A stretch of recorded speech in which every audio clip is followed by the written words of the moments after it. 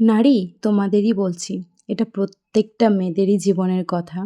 স্বয়ং ভগবানও জানে যে শ্বশুরবাড়িতে সংসার করাটা কতটা কষ্টের, কতটা যন্ত্রণার। নিজের মা-বাবাকে ছেড়ে অতটা বছর যার কাছে থাকলে, জন্ম দিল, বড় করলো, তাদেরকে ছেড়ে থাকাটা কতটা কষ্টের। আর সেখানে এসেও যখন কোনো রকমের সম্মান পাওয়া যায় না, ভালোবাসা পাওয়া যায় না, তখন একটা মেয়ের মনটা কেমন হয় সেটা আশা করি কাউকে বোঝানোর প্রয়োজন নেই। যদি স্বামীর ভালোবাসা পাওয়া গেল তবে তো আর কোনো কথাই নেই, সোনাই সোহাগা।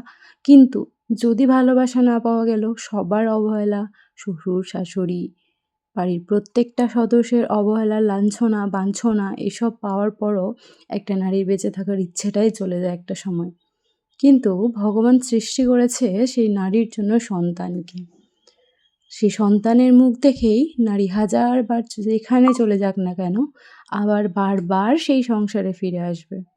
আর ফিরে আসবেই বা কী বলছি, কোথাও যেতেই পারবে না, সেই সন্তানের মুখ দেখেই থেকে যাবে, সব কষ্ট ভুলে যাবে। ওই ওই যে প্রসব যন্ত্রণা যেরম হয়ে থাকে, হাজারবার তুমি মুড সুইং হবে, তোমার নানান রকম আপস অ্যান্ড ডাউন হবে, কিন্তু যেই সন্তানের মুখটা দেখবে তখন সব যেরম ভুলে যাও, ঠিক সেরকমই হয় এই সংসারের মায়া। এই যে নিজের কথাই বলছি, হাজারবার ইচ্ছে করে যে না থাকবো না এই সংসারে, ইচ্ছে করে না, মরে যেতেও ইচ্ছে করে বারবার। বাট এই যে এই সন্তান, এর কথা ভাবলেই আমি সব ভুলে যাই।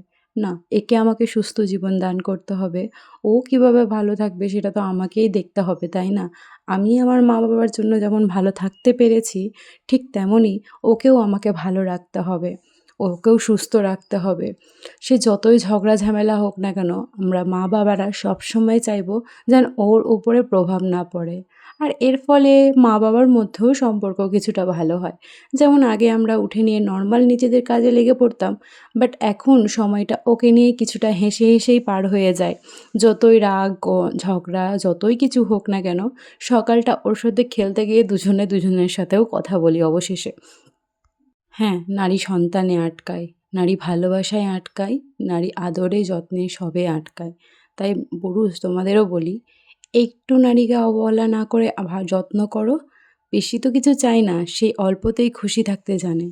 তবে কেন এত অবহেলা কিসের জন্য? তুমি যদি তার প্রতি একটু কেয়ারিং হও, দেখবে সংসারটা খুব সুখের হয়ে উঠবে। যা পাচ্ছ তার থেকে ডবল পাবে। যেই কাজগুলো নারী কষ্টে পেয়ে করছে, সেই কাজগুলো হাসি মুখে করবে। তার মধ্যে কোনো রকমেরই কিছু থাকবে না, তার মধ্যে রাগ, অভিমান কিচ্ছু থাকবে না। সংসারের হাজারটা কাজের মধ্যেও সংসারকে সামলাতে পারে, সন্তান সামলাতে পারে মেয়েরা। শুধু কী চায় তার পরিবর্তে? একটুখানি সম্মান, একটুখানি পাশে থাকা। তুমি যদি একটা দিন ঘর ঝাঁট দিয়ে দাও, তবে তো সেটা অনেক বড় হয়ে যাবে না, তাই না?